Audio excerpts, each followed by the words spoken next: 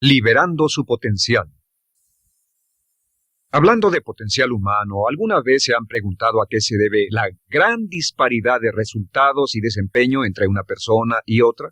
Una persona que percibe $250,000 anuales no es 10 veces más astuta ni mejor que una persona que percibe $25,000 anuales. ¿Por qué la diferencia de 10 veces sus ingresos? Y si tomamos a una persona que percibe $2,5 millones al año, ¿será esa persona 100 veces mejor, más astuta que la persona que gana 250,000?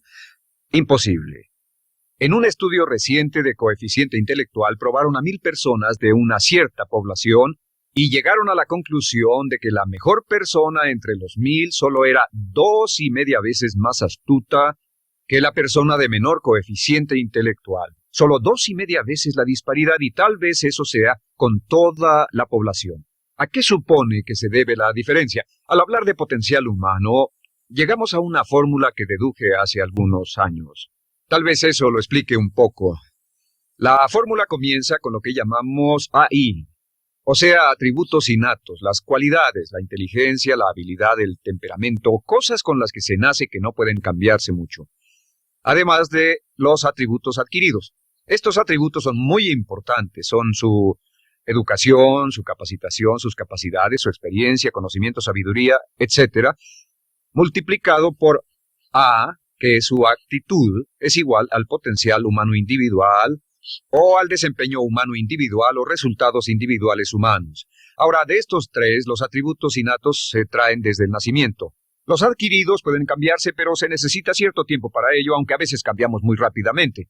Cierta información valiosa puede cambiar dramáticamente su eficacia, pero las actitudes pueden aumentarse o disminuirse dramáticamente en segundos. Cada vez que mejoramos nuestra actitud, multiplicamos todas nuestras capacidades. Una actitud ha sido llamada acertadamente el lenguaje más importante del ser humano, la palabra más importante del idioma en el humano. Todo lo que hacemos en la vida, según un estudio en Harvard entre estudiantes ejecutivos, será en un 85% de actitudes. Un 85% de su éxito estará determinado por su actitud. Eso significa que está determinado por cuán positivo o cuánta actitud mental positiva se tenga. Las personas con actitudes mentales positivas tienden a avanzar más rápidamente, se mueven hacia la cima en organizaciones valiosas, ganan más dinero, sacan más satisfacción de la vida. Una actitud mental positiva no significa que baile por las calles y arroje flores. Solo significa que tome una actitud constructiva en general o se aproxime hacia su trabajo, su vida, sus problemas, relaciones, etc. Según el informe Cox de las empresas americanas, según la revista Success, un 85% o más de todo lo que se logra se debe a la actitud. Y la pregunta es, ¿de dónde vienen las actitudes? Las actitudes vienen de las expectativas. Muy simple, ya hablamos de eso. Y una forma muy poderosa de mejorar su actitud instantáneamente es decir, aunque no lo crea, pienso que algo maravilloso va a ocurrirme hoy. Como dijimos antes, nuestras expectativas sobre los desenlaces determinan nuestra actitud. Si espera que las cosas salgan bien, tendrá una actitud positiva. Si espera que salgan mal, tendrá una actitud negativa. Y lo maravilloso es que podemos fabricar nuestras expectativas. Podemos esperar lo que deseamos. Podemos esperar cosas buenas, cosas malas, y no nos decepcionaremos. ¿De dónde surgen nuestras expectativas? Nuestras expectativas surgen de nuestras creencias y de nuestros valores. Son el centro de los factores motivacionales de nuestra personalidad, nuestras creencias, y esto nos conduce a un entendimiento del potencial humano. Significa básicamente que nuestra actitud es una expresión externa de lo que está ocurriendo internamente, y esto es consistente con las leyes mentales. Con respecto a las creencias, cada uno de nosotros tiene muchas creencias en el fondo que los psicólogos llaman los conceptos propios. El concepto propio, o su descubrimiento, es considerado por muchos como el logro único y más importante para comprender el desempeño humano en el siglo XX. Yo estoy de acuerdo. El concepto propio es como, si queremos usar una analogía militar, el centro de mando. O si queremos usar una analogía técnica, es el programa central de su computadora básica. Es un grupo de creencias, valores, actitudes, sentimientos, ideas, etc., almacenadas en el fondo de nosotros y son el resultado de casi todas las experiencias que hemos tenido en la vida. Y algunos investigadores dicen que el concepto propio comienza a formarse aún antes del nacimiento, pero el concepto propio, una vez colocado, Precede, predice y determina sus niveles de eficacia y desempeño en todas las áreas de nuestra vida. El concepto propio se convierte en el centro de mando o el programa maestro. El concepto propio de este grupo de creencias determina lo que dirá, lo que hará, cómo actuará, cómo se siente y reacciona, etc. ¿Qué significa esto? Significa que todas las mejoras en su vida externa, todos los cambios en su realidad comienzan con un cambio en su concepto propio.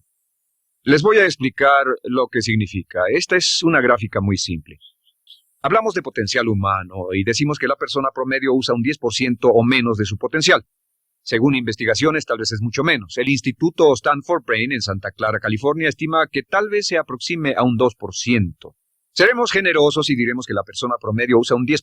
Significa que en los mejores casos, la mayoría, como usted o yo, no usamos un 90% de nuestro potencial. Uno de los mejores filósofos, Oliver Wendell Holmes, dice que la tragedia de la persona promedio es que llegan a la tumba con su música aún por dentro. Aún están funcionando con mucho menos de su potencial total. Y esto es el potencial humano. Sabemos que existe una relación directa entre el potencial humano y el concepto propio. Pero como nuestros conceptos propios o nuestras estimaciones de nosotros mismos generalmente son mucho menores de lo que debieran ser, nuestro nivel de desempeño y eficacia también es menor. Sabemos que nuestro concepto propio es altamente subjetivo. ¿Qué significa esto? Significa que el concepto propio, lo que pensamos que es cierto sobre nosotros mismos, no está basado en la realidad, está basado en información que hemos tomado y aceptado como cierto, hasta el grado en que creemos lo que sea de nosotros mismos y se vuelve cierto para nosotros porque actuamos de una forma consistente con ello. Algunas personas que leen sus horóscopos y creen en horóscopos predicen su futuro. Hay algunas personas que toman la crítica y las opiniones de otros a quienes ni siquiera respetan y hacen suyas esas ideas, dando un resultado muy negativo. Lo que piense, lo que acepte como cierto, se vuelve cierto para usted. También sabemos que como adultos tenemos una variedad de conceptos propios. Tenemos un concepto propio de cómo vestirnos, cuánto pesamos, lo que comemos, lo bien que podemos hablar en público, qué tipo de padres somos, qué tipo de hijos somos con nuestros padres, qué tipo de esposo o esposa somos, qué tipo de amante, de conductor. Lo interesante de manejar es que todos los hombres tienen un concepto muy positivo con respecto a esto. Las mujeres no entienden esto, pero los hombres nacen con un genio inherente para manejar. Todos los hombres son choferes excelentes. Si no lo creen, todo lo que tienen que hacer las mujeres que están viendo esto es pensar en la última vez que trataron de corregir la forma de conducir de un hombre y recordarán que no obtuvieron buenas respuestas. ¿Cómo respondemos ante alguien que desafía nuestro concepto propio, sugiriendo que no somos las personas que pensamos ser? Estamos a la defensiva, nos enfadamos, nos irritamos, es difícil que nos traten. Tenemos un concepto propio de lo creativos que somos, lo inteligentes, lo rápido que leemos, lo bueno que somos en los deportes, y si practicamos una gran variedad de ellos, tenemos un concepto propio para cada uno de ellos. Tenemos un concepto propio de lo bien que cocinamos, de lo bien que educamos a nuestros hijos, de lo bien que limpiamos nuestra casa, los autos que manejamos, etc. Y también de lo que valemos por lo que ganamos.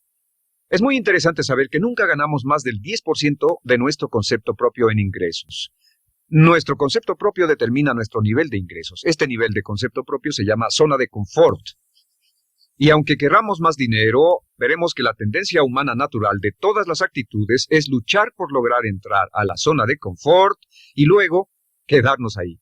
Si ganamos un 10% por encima de nuestro concepto propio de ingresos, tendremos una necesidad imperante de deshacernos de ese dinero. Lo donaremos, lo gastaremos en forma extravagante y hasta lo perderemos si recibimos demasiado. Las personas que ganan la lotería siempre están quebradas a los 2 o 3 años. Queman el dinero porque ese dinero está más allá de su concepto propio. Si gana 10% o menos de su nivel de concepto propio, se descubrirá luchando, trabajará más duro, más tiempo, pensará en forma más creativa, buscará diferentes formas para aumentar sus ingresos o sus segundos ingresos. La única forma de mejorar cualquier parte de su vida, incluyendo sus ingresos, es aumentando el nivel del concepto propio de sus ingresos, comenzando a pensar en usted como si estuviera ganando más dinero. Si quiere bajar de peso, la única forma en que podrá lograrlo es pensando en que está delgado. Piense en usted mismo como una persona más delgada. Si quiere volverse una persona más popular, más amorosa, más feliz o más sana, comience a pensar una y otra vez en esas cosas hasta que se vuelvan parte de su nuevo concepto propio. Hablaremos de eso más adelante. Es una parte esencial de la programación de su mente hacia el éxito. Su concepto propio global está determinado por el promedio de sus conceptos propios en las áreas que considere importantes. Ahora, su concepto propio está formado de 3 partes críticas. La primera parte del concepto propio es el ideal propio. El ideal propio es la persona que más desearía ser, es su idea de lo que constituye un ganador, es su visión ideal de lo mejor que puede ser usted. Nada más, una de las cosas que sabemos de las personas con éxito es que las personas con éxito tienen ideales propios muy claros, ideales claros de quién quieren ser en el futuro. Las que no tienen éxito tienen ideales muy vagos. El número 2 es la autoimagen. La autoimagen es como un retrato de cómo se ve a sí mismo y lo que piensa de sí mismo. La autoimagen es el espejo interno, es como se percibe a sí mismo ahora en su desempeño actual, en forma cotidiana.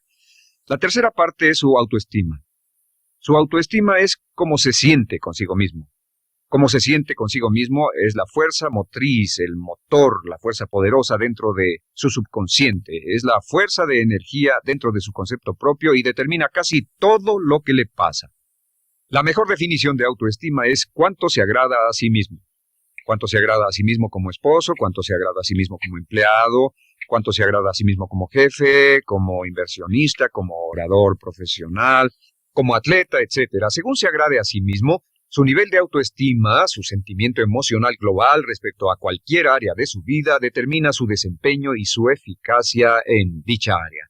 Lo sorprendente es que se convierte en lo que piensa, su concepto propio es maleable, su autoestima puede formarse repitiendo una y otra vez, me agrada mi persona, me agrada mi persona, me agrada mi persona, me agrada mi persona, me agrada mi persona, me agrada mi persona. Entre más se repita me agrada mi persona, me agrada mi persona, entre más lo repita una y otra vez, más crecerá su autoestima y entre más crezca su autoestima, más crecerá su concepto propio global. Cuando crezca su concepto propio global, su desempeño será mejor en todo lo demás que emprenda.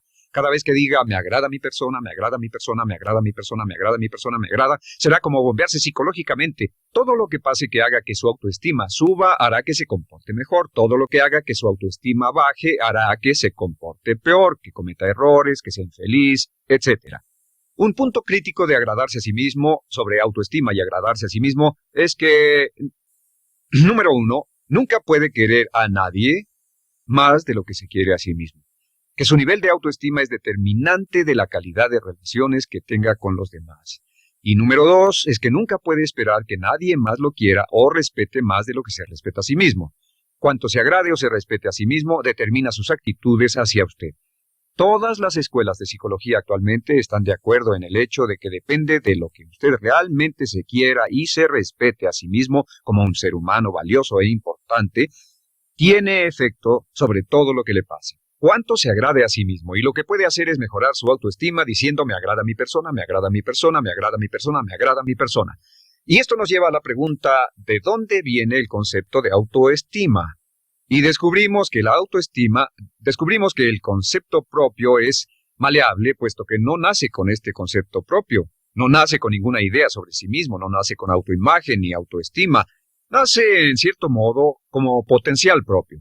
Es la mejor forma de plantearlo. La persona promedio llega al mundo como potencial puro y no tiene el concepto propio de que todo lo que es ahora, todo sentimiento que tiene, toda actitud o valor, tuvo que aprenderlo en el transcurso de su vida. También sabemos que el niño llega al mundo con una necesidad imperante de amor y contacto. Y como una gran cantidad de investigaciones lo indican, necesitamos mucho amor y contacto durante toda nuestra vida, pero en especial durante nuestros años de formación, porque de niños aprendemos quiénes somos, cuánto valemos, si somos importantes, inteligentes, amorosos, chistosos.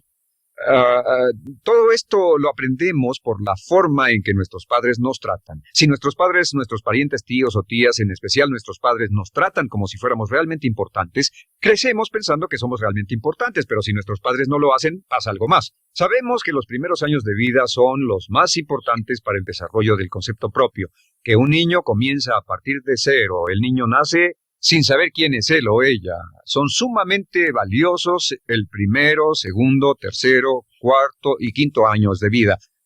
Algunos psicólogos pensaban que eran los 5 primeros años, pero ahora dicen que son los 3 primeros años. En sus 3 primeros años de vida el niño aprende quién es y dicen que si se les da suficiente cantidad y buena calidad de amor en los 3 a 5 primeros años, los prepara usted de por vida.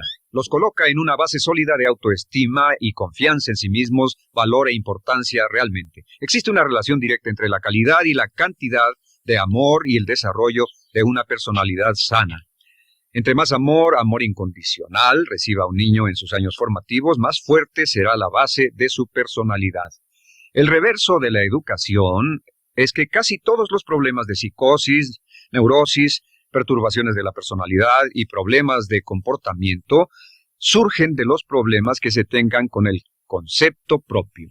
Ahora observemos a los adultos. Aquí está nuestra personalidad adulta. Si nos observamos, podemos llegar a reparar nuestras bases, por así decirlo, repitiéndonos una y otra vez: me agrada mi persona, me agrada mi persona, me agrada mi persona, y llevamos ese concreto reparador hacia la base de nuestra personalidad. Los niños necesitan el amor como las rosas necesitan la lluvia. Los niños que carecen de amor a menudo mueren por escasez de amor. Es una enfermedad llamada marisma. Ahora, ¿qué más sabemos sobre los niños? Sabemos que los niños llegan al mundo con dos atributos notables. El primero es que no sienten temor. Los niños nacen sin temores. No temen a nada excepto a caerse y a los ruidos fuertes. Y esto se expresa en sus actitudes: yo puedo.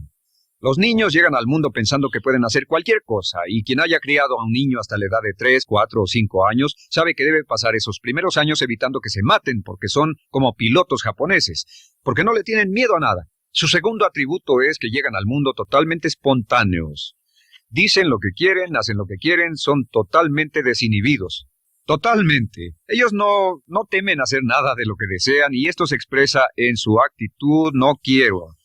No tengo que hacerlo. Si ha tratado de controlar a un niño, lo habrá visto. Lo primero que dicen cuando comienza a darle órdenes, lo primero que aprenden es: no tengo que hacerlo.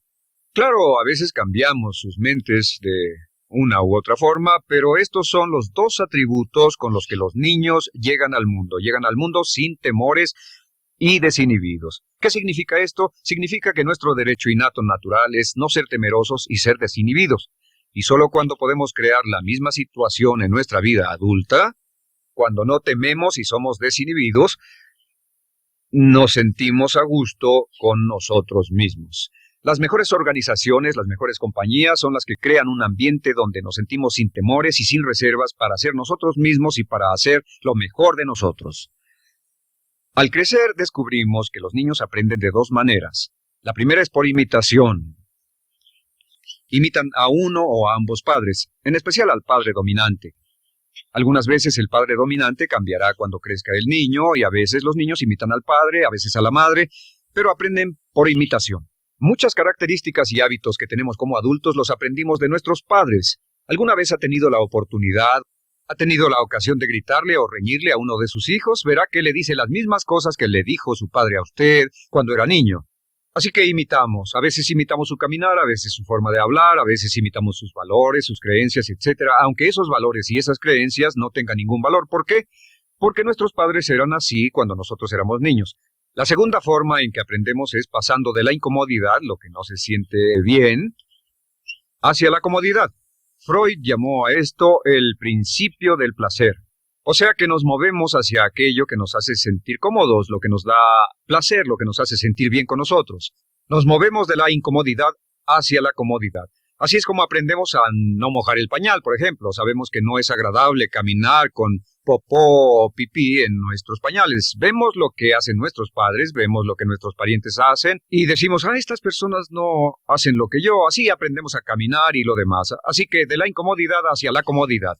Durante toda nuestra vida, por cierto, así es como aprendemos. Imitamos leyendo lo que otras personas hacen, estudiando libros y en el trabajo, imitamos cuando vamos a la escuela, y hacemos lo que nos da resultados positivos, lo que nos da refuerzos positivos, y hacemos cada vez menos las cosas que nos causan incomodidad o dolor.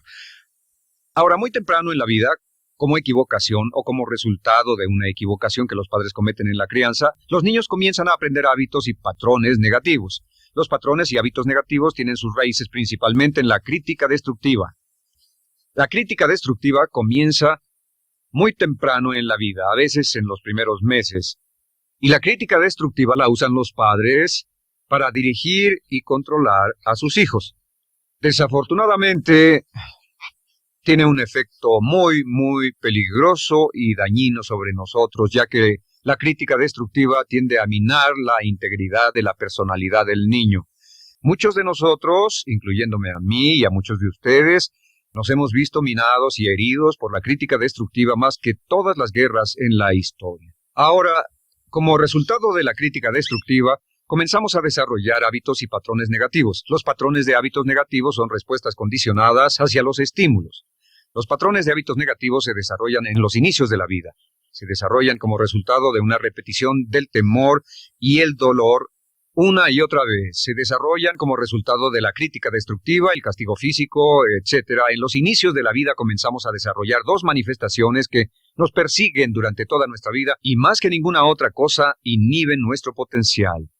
La primera es la llamada patrón de hábito negativo inhibido.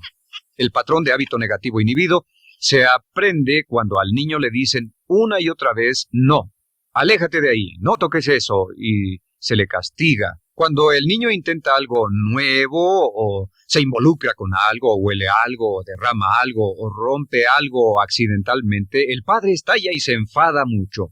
Como ven, el niño está impulsado por la curiosidad insaciable de explorar su mundo. Y lo que pasa es que cuando lo explora o se interesa y echa a perder algo, si el padre reacciona golpeando al niño, el niño comienza a pensar cada vez que intento algo nuevo, cada vez que intento algo diferente, cada vez que voy más allá de mis límites, cada vez que me salgo de mi zona de comodidad, cada vez que no juego sanamente, me golpean, me castigan, me lastiman, me envían a mi alcoba y me siento mal. Y muy pronto el niño desarrolla el sentimiento de no puedo, no puedo, no puedo. Cada vez que trato algo diferente, me castigan. No puedo, no puedo, no puedo. Es como la respuesta de Pavlov. Pavlov sonaba la campana y le daba de comer a un perro, y el perro salivaba, y Pavlov alimentaba al perro. Mientras sonaba la campana, el perro salivaba y siguió haciendo eso, y después Pavlov solo sonaba la campana y el perro salivaba. Lo que pasa en la vida adulta es que esto crea lo que llamamos temor al fracaso. El temor al fracaso es una respuesta condicionada a un proceso de crítica destructiva que ocurre en los primeros 5 o 6 años de la vida. El temor al fracaso automáticamente nos activa, nos sentimos ansiosos, tensos, intranquilos, sentimos presiones y estrés en nuestro plexo solar, sentimos ganas de retirarnos del evento y el temor al fracaso es la razón principal por los fracasos en la vida adulta. Es la razón principal por la que evitamos cumplir plenamente nuestro potencial. De hecho, todos los patrones de hábitos negativos se experimentan en el cuerpo físico. Puedes saber cuál es un patrón de hábito negativo porque se siente en el cuerpo físico, precisamente. El patrón de hábito negativo inhibido, el temor al fracaso, el no puedo, ocurre primero que todo en el plexo solar. Ha tenido la ocasión donde debe hablar frente a un grupo, debe ir a una revisión de su desempeño, o debe hacer una llamada determinante. Primero su plexo solar se aprieta. Si el temor continúa, su respiración se acelera. Su corazón comienza a latir apresuradamente, su frecuencia respiratoria aumenta y le duele la cabeza como migraña en la parte frontal, su garganta se le cierra y no puede hablar y se le seca la boca por completo y como se pone tan tenso y asustado va corriendo al baño. Estas son todas las manifestaciones. No hay peligro físico, pero sí peligro psicológico, una respuesta condicionada. Cuando sentimos estas cosas, la tendencia es retirarse de la situación que las ocasiona y es la razón por la que no logramos mucho si retrocedemos. Es muy importante. El segundo patrón de hábitos negativos es el compulsivo. El patrón de hábito negativo compulsivo se aprende cuando a los niños se les dice una y otra vez, más vale que lo hagas. Si no lo haces, tendrás problemas o me las pagarás. A los niños se les convierte en recipientes del amor condicionado. Los padres no intentan hacer esto, pero lo que hacen es sugerirle al niño, no te amo. Por lo tanto, no estás a salvo, a menos y hasta que hagas lo que yo quiero.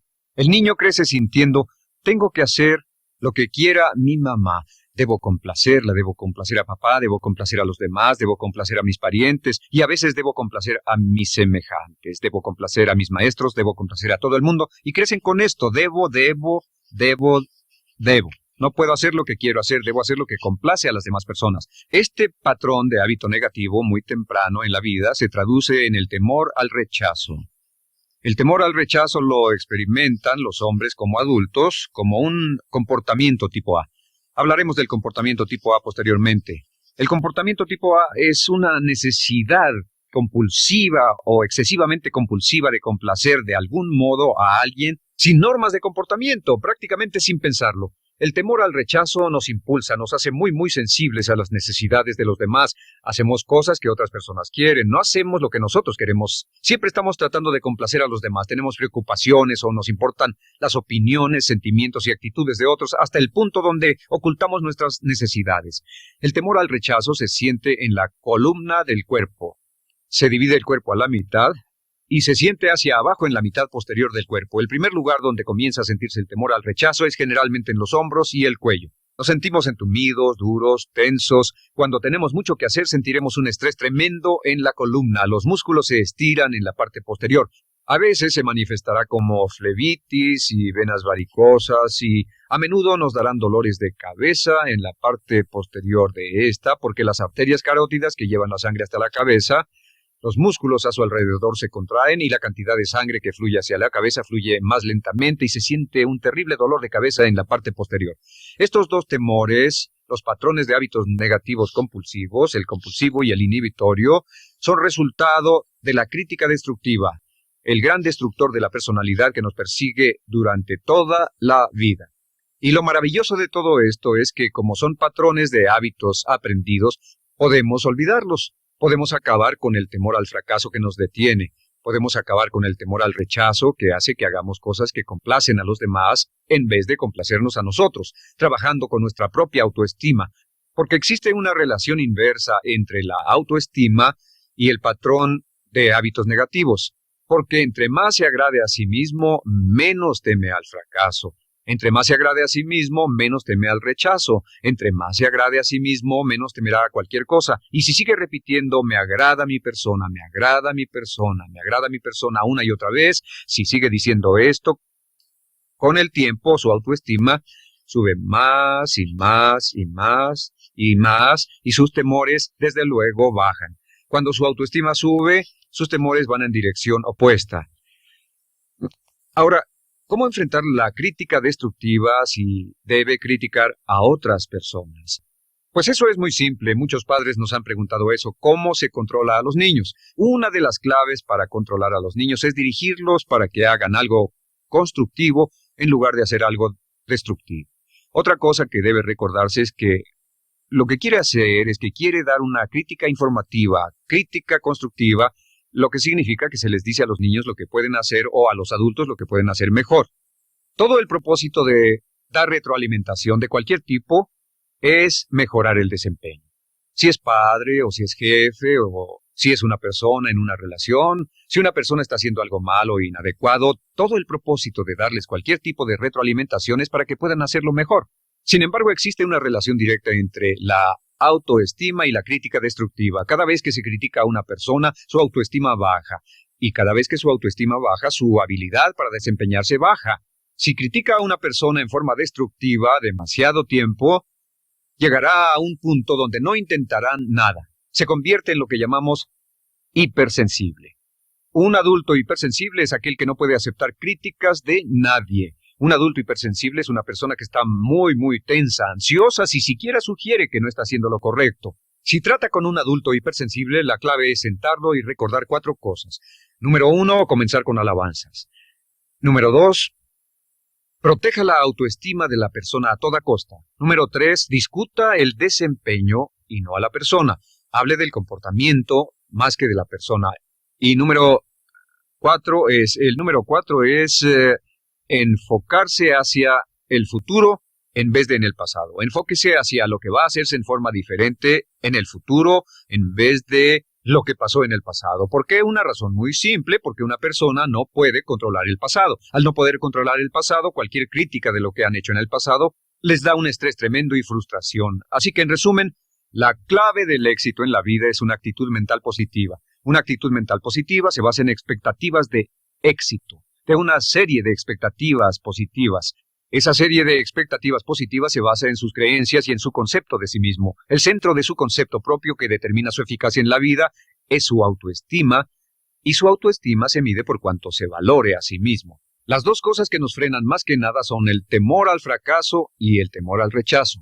Y uno de nuestros secretos centrales de éxito es este: Conviértase en un organismo generador de autoestima perpetua. Haga continuamente cosas para usted mismo, hacia sí mismo en su vida, que hagan que se agrade a sí mismo, que se ame, que se acepte, que se respete, que hagan que se sienta fantástico con usted mismo. Si es un jefe o un padre, no olvide que la clave para el máximo desempeño en su hogar y en su trabajo es hacer que las personas se sientan maravillosamente consigo mismas. Entre mejor se sienta consigo mismo y más se agrade, más probable será que logre que las personas a su alrededor lo quieran, lo acepten, lo respeten, se respeten.